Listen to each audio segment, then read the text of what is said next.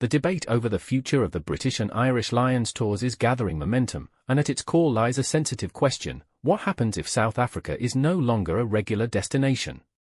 For Rian Oberholzer, the prospect is deeply troubling. He believes it would be tragic if the Lions abandoned their traditional 12-year touring cycle to South Africa, a nation where rugby runs deep in the culture. Former Scotland number 8 John Beattie, who toured with the Lions in 1980 and 1983, sees both sides of the argument. He understands why the Lions might look beyond their traditional taste toward larger markets. The USA, with a population of 354 million, has the largest economy in the world, he told Rapport. I can therefore see the logic of expanding there as well as to an established city-based rugby setup like the ones in France. He added, if you can get the best of Britain to tour Japan, the stadiums will sell out and their pockets will be full of money.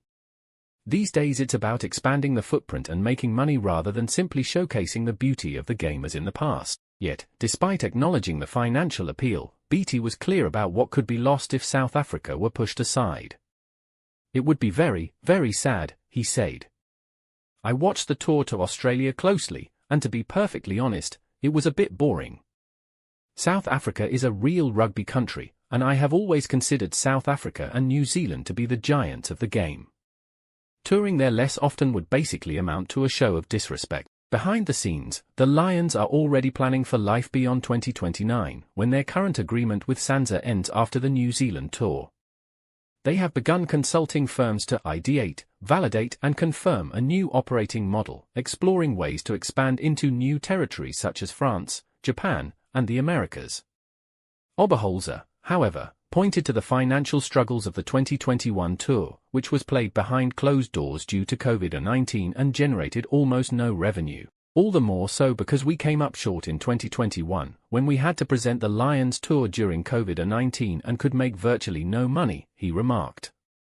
Still, his warning is rooted in preserving the essence of the game. People have to be careful not to just do away with tradition for the sake of it. For now, the idea of change remains in its early stages. This Lions project is still at a very early stage, and they are only now appointing advisors to investigate the viability of a new touring model, he said. Therefore, it is still too early for us to really express an opinion. We will see what they ultimately decide and take it from there. For now, the Lions stand at a crossroads, balancing tradition against opportunity, and history against the promise of global expansion.